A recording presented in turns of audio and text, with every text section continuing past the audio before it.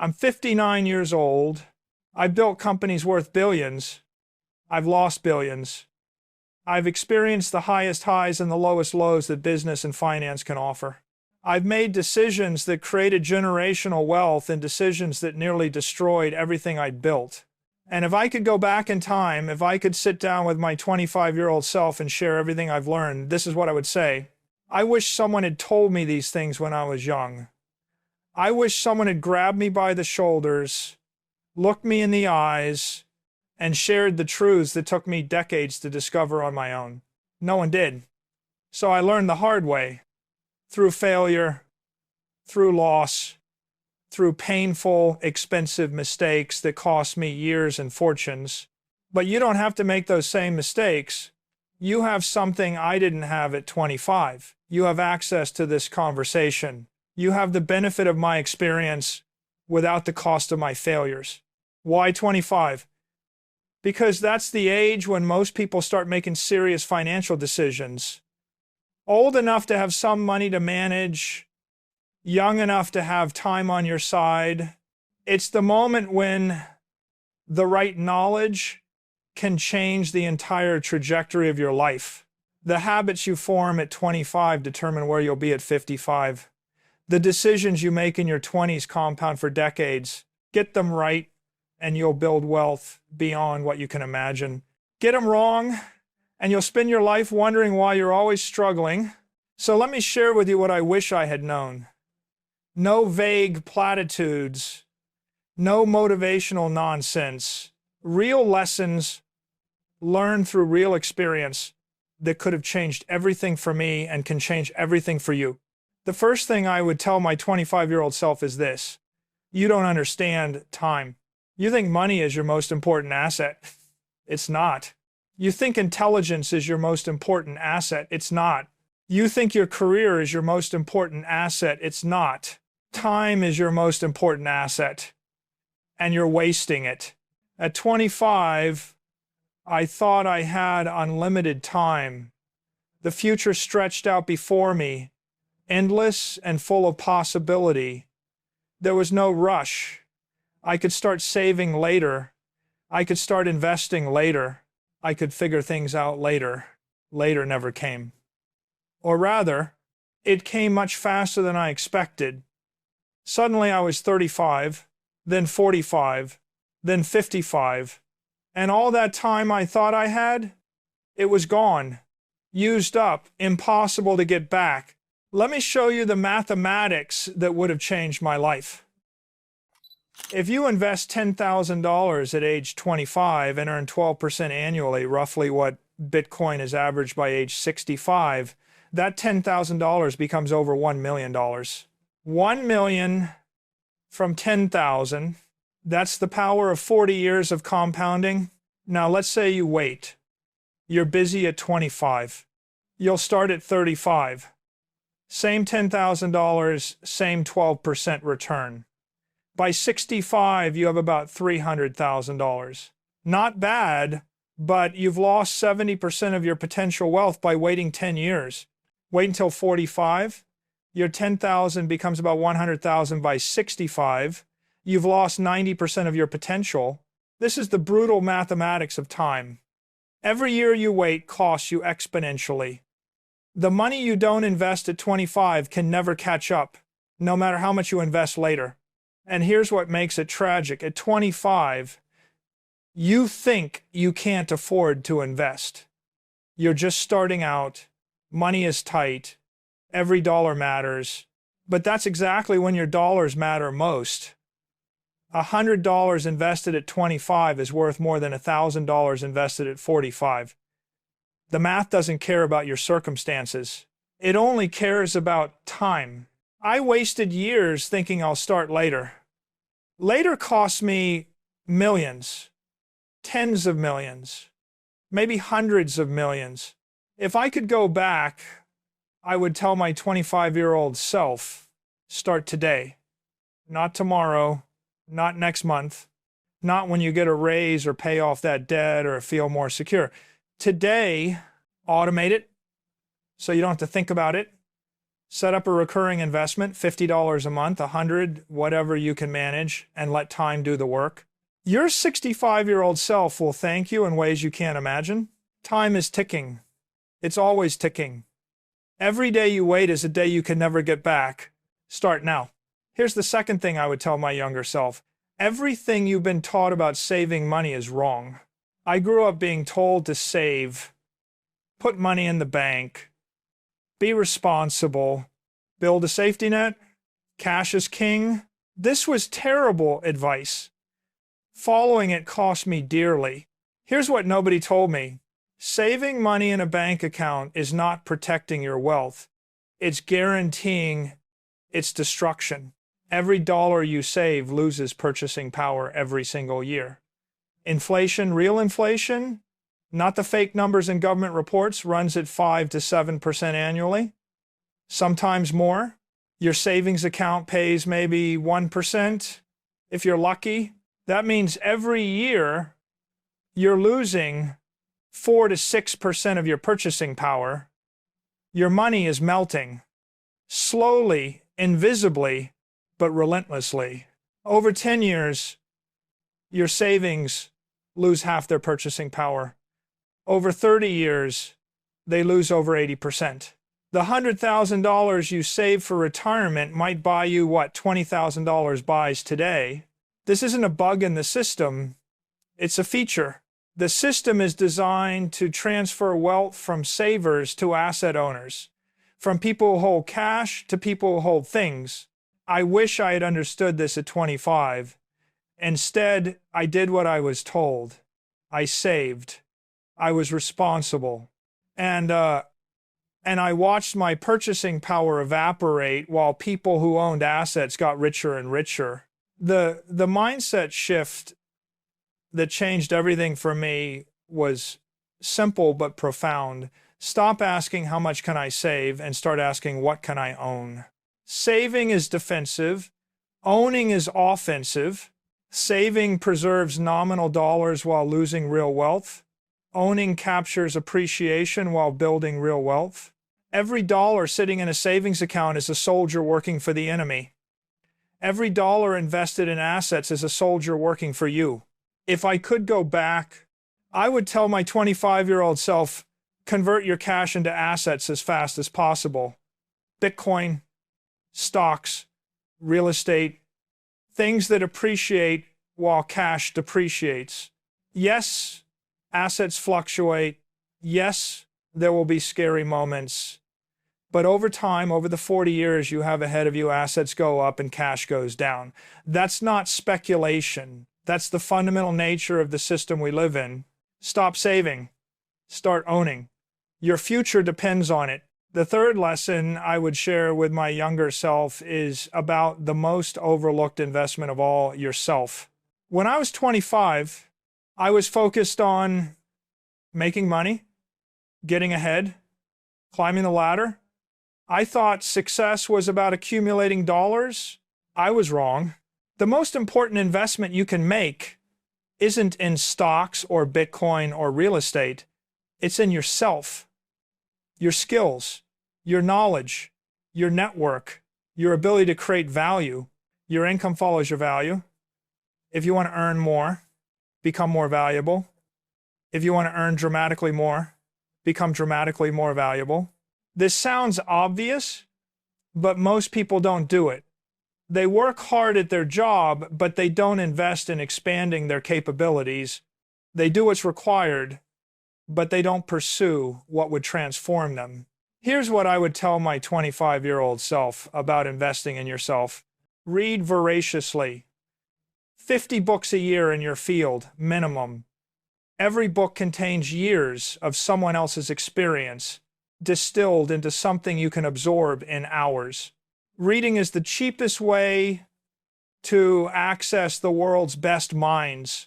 Learn skills that others avoid. Everyone wants the easy path, the comfortable skills, the popular majors. The valuable skills are often the hard ones, the ones that require effort and persistence. Learn what others won't, and you'll earn what others can't. Build a network intentionally. Your network is your net worth. The people you know determine the opportunities you see.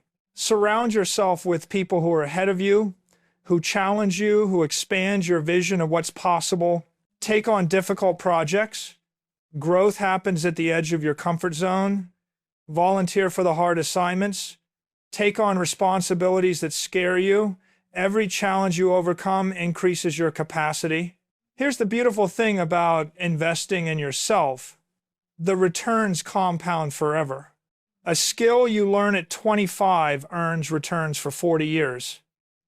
A relationship you build early can open doors for decades. Knowledge accumulates and interconnects, making each new thing you learn more valuable. At 25, I was focused on starting salary. I should have been focused on learning trajectory. The person who takes a lower paying job where they learn more will out-earn the person who took the higher salary within a few years. And the gap only grows. Don't optimize for today's paycheck. Optimize for the value you're building. The money will follow. This lesson might be the most important of all. Understand money before you try to earn it. We spend 16 years in school. We learn algebra, history, literature, biology. We graduate and enter the workforce prepared to solve quadratic equations and analyze Shakespeare. But money? The thing we'll spend our entire adult lives pursuing, managing, stressing about. Nobody teaches us how it works. This is insane. And it's not an accident. The people who run the system don't want you to understand the system. An informed population would ask uncomfortable questions, would demand changes, would refuse to play a game rigged against them. So they keep you ignorant. And your ignorance keeps you poor. At 25, I didn't understand inflation. I didn't understand fiat currency. I didn't understand how the monetary system actually works. I was playing a game without knowing the rules. That ignorance cost me millions. Let me share what I wish I had understood. Money is not a constant. The dollar you earn today is not the same as the dollar you earned 10 years ago or will earn 10 years from now. Money is constantly being debased, diluted, destroyed. If you don't understand this, you'll never understand why you're falling behind, even when you're doing everything right. The system is designed to transfer wealth upward. Every time money is printed, wealth flows from those who hold cash to those who hold assets. This isn't conspiracy theory, it's monetary mechanics. If you hold cash, you're on the losing side of this transfer. If you hold assets, you're on the winning side. The rules changed in 1971. Before Nixon ended the gold standard, saving money made sense. A dollar saved maintained its purchasing power. After 1971, with unlimited money printing, saving became a guaranteed losing strategy. The rules your parents learned don't apply anymore. Bitcoin is the exit. For the first time in history, there's an alternative to the fiat money system. A form of money that can't be printed, can't be debased, can't be controlled. Understanding Bitcoin isn't just about investment, it's about understanding a fundamental shift in how money works. My advice to my 25-year-old self, spend 100 hours learning about money, not about making money, about what money is. Study inflation, study monetary history, study Bitcoin. This knowledge is worth more than any college degree. It's the foundation for every financial decision you'll make. Without it, you're gambling. With it, you're navigating. 100 hours. That's all it takes to understand more about money than 99% of the population. And that understanding will compound for the rest of your life. The fifth lesson I would share is about risk, because almost everything you've been taught about risk is wrong. When I was 25, I thought I understood risk. Risk was things that could go down, stocks that could crash, investments that could lose money, volatility, uncertainty.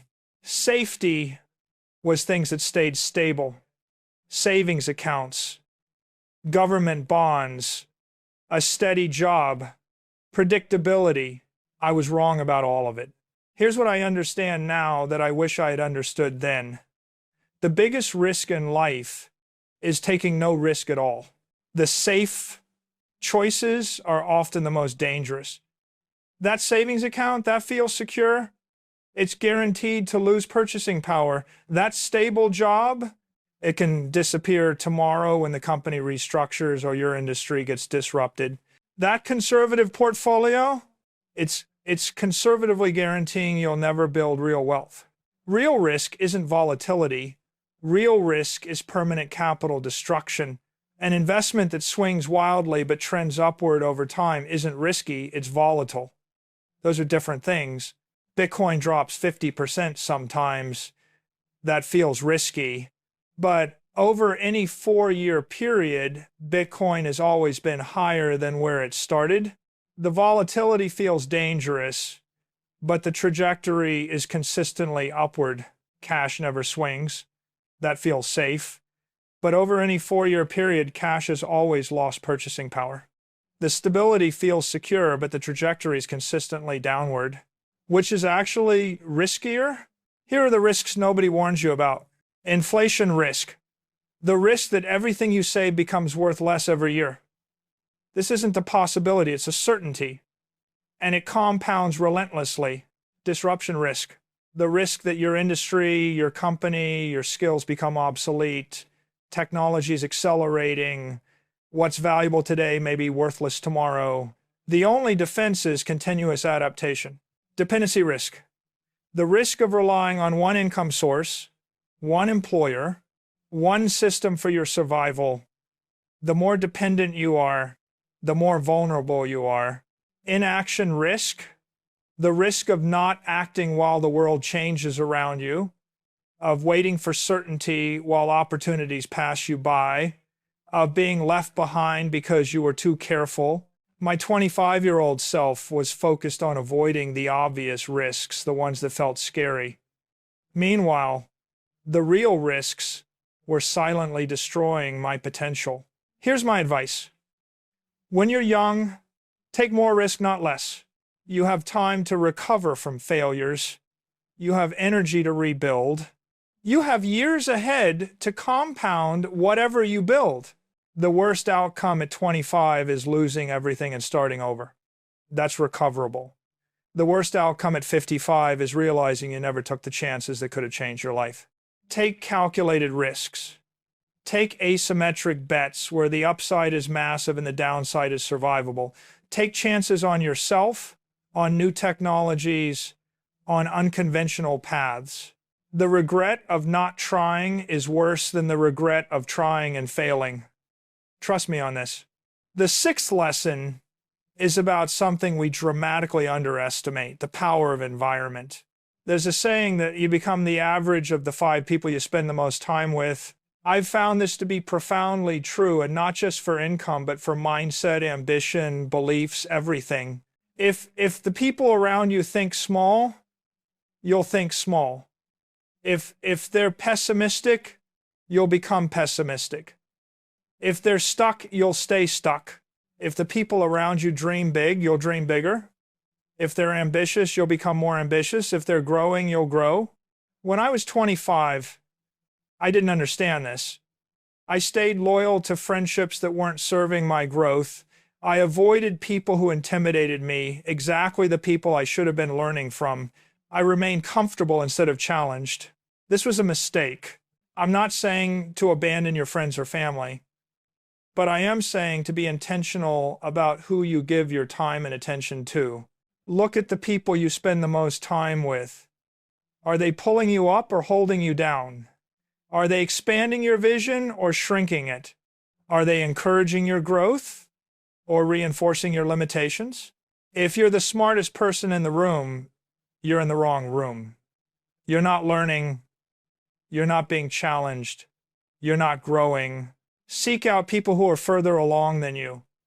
People who have achieved what you want to achieve. People whose success makes you uncomfortable because it reveals how much more is possible. This isn't about being a social climber or using people. It's about recognition that humans are social creatures who absorb the beliefs and behaviors of those around them. Here's Practical advice for upgrading your environment: audit your relationships. Who do you spend time with? Who influences your thinking? Be honest about whether those influences are serving you. Invest in relationships with successful people, not to extract value from them, but to learn from them. Provide value first. Be useful. Be interested. Be humble. Curate your media diet. You can change your environment digitally. The podcasts you listen to, the books you read, the accounts you follow, these shape your thinking just like physical relationships do. Be willing to be uncomfortable. Successful people can be intimidating. New environments can be scary. Growth requires discomfort. Embrace it. Your future self is being shaped right now by the people and ideas you're exposing yourself to. Choose deliberately. The 7th lesson is about time horizon, specifically about how the impatience of youth can sabotage your success. When I was 25, I wanted everything now. Success should come fast. Results should be immediate. If something wasn't working quickly, it wasn't going to work. This impatience caused me to abandon strategies prematurely, to give up on things right before they would have started working, to optimize for short-term wins at the expense of long-term wealth. Here's what I've learned. Success takes much longer than you think, but lasts much longer than you expect. Almost every overnight success you've heard about was actually a decade or more in the making. The founders just stayed in the game long enough for their moment to arrive. Jeff Bezos founded Amazon at 30. He didn't become the richest person in the world till 55, 25 years of building. Warren Buffett started investing as a teenager. 99% of his wealth was accumulated after age 50. Decades of compounding. Most people quit too early. They don't see results in a year or two, so they assume it's not working. They don't understand that the compounding curve looks flat for a long time before it goes vertical. Here's what I would tell my 25-year-old self. You have 40 years of working life ahead of you. 40 years. That's an enormous amount of time. Think about where you were 40 years ago. Everything has changed. Technology, society, opportunities. The same magnitude of change will happen in the next 40 years. With 40 years, you don't need to rush. You don't need overnight success. You need consistency. You need persistence. You need to keep showing up, keep improving, keep building. 40 years of small improvements become massive transformations. 40 years of modest investments become enormous wealth. 40 years of learning become wisdom and expertise. The people who build the most don't do it through dramatic sprints. They do it through relentless consistency over decades. Show up every day, do the work, make the investments, build the relationships, and give it time. Patience is a superpower. Most people can't sustain effort for years, let alone decades. If you can, you'll outlast 90% of your competition by default. Think in decades. Play the long game. That's where real wealth is built. The final lesson is the one I wish I could have learned at 25, but couldn't because Bitcoin didn't exist yet.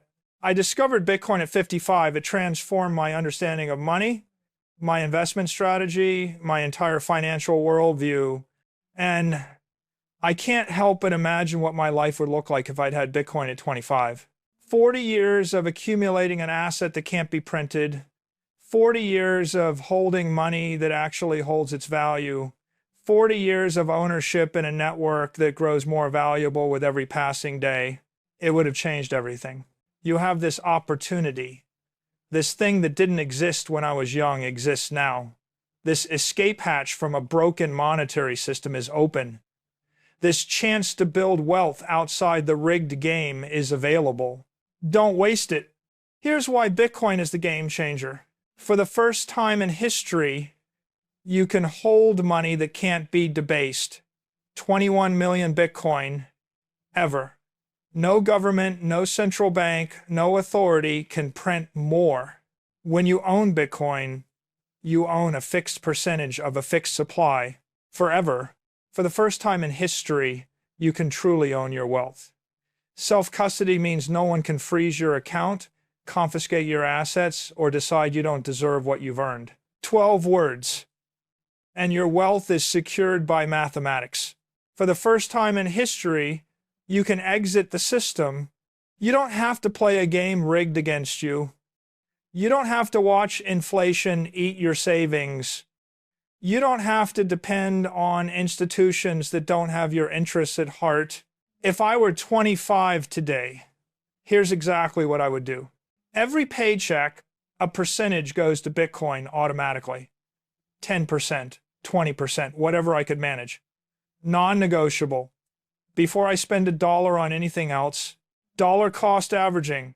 Not trying to time the market, not waiting for dips, just consistent, regular accumulation, week after week, month after month, year after year. Self-custody.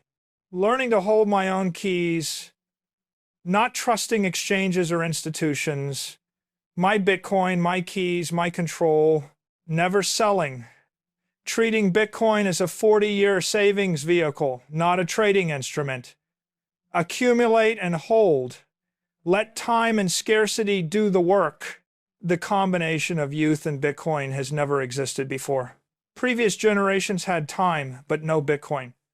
Now you have both. If you're 25 and you start accumulating Bitcoin today, you have 40 years of compounding ahead of you. 40 years of a scarce asset becoming more scarce. 40 years of adoption increasing. 40 years of wealth building? Don't squander this. It's the opportunity of a lifetime. Let me summarize what I would tell my 25-year-old self. Lesson 1, time is your greatest asset. Start investing now, not tomorrow, not next year, now. Every day you wait costs you more than you can imagine. Lesson 2, saving is a losing strategy. Convert cash to assets. Own things that appreciate while cash depreciates. Lesson 3, the most important investment is you. Build skills, knowledge, and relationships that compound forever. Lesson 4, understand money before trying to earn it. 100 hours of learning about how money works will transform every financial decision you make. Lesson 5, risk isn't what you think. The biggest risk is taking no risk. The safe path is often the most dangerous. Lesson 6, your environment determines your outcome. Surround yourself with people who challenge and elevate you. Lesson 7, the game is longer than you think. Success takes decades. Play the long game. Lesson 8, Bitcoin changes everything. You have an opportunity that previous generations didn't have. Use it. If I could write a letter to my 25-year-old self, it would say, Dear Michael, you're going to make mistakes. A lot of them. That's okay. Mistakes are tuition for the education you need. You're going to waste time. Try to minimize it, but don't beat yourself up when it happens. You have more time than you think, but less than you feel. You're going to trust the wrong people. You're going to make bad investments. You're going to chase things that don't matter and ignore things that do. That's part of the journey. But if you can internalize these lessons even partially, even imperfectly, your life will be dramatically different. Start early. Own assets. Invest in yourself. Understand the game you're playing. Take smart risks. Choose your environment. Think long term. And when Bitcoin comes along, pay attention. Your future self is counting on the decisions you make today. Don't let him down. Now let me write a letter to you. Dear reader, maybe you're 25, maybe you're older. It doesn't matter. The best time to start was years ago. The second best time is today. Every lesson I've shared applies whether you're 25 or 45 or 65. Start earlier if you can. Start now if you can't. The principles are the same. Time is valuable. Use what you have left. Saving is losing. Start owning. Invest in yourself. It's never too late to grow. Understand money knowledge compounds forever. Take smart risks. Regret of inaction is worse than regret of action. Choose your environment. You can always change who you learn from. Think long term. Even 10 years of compounding is powerful. Bitcoin is available. You can start accumulating today. I have one request. Pick one lesson from this conversation, just one, and implement it this week. Not next month, not when things settle down, not when you feel ready.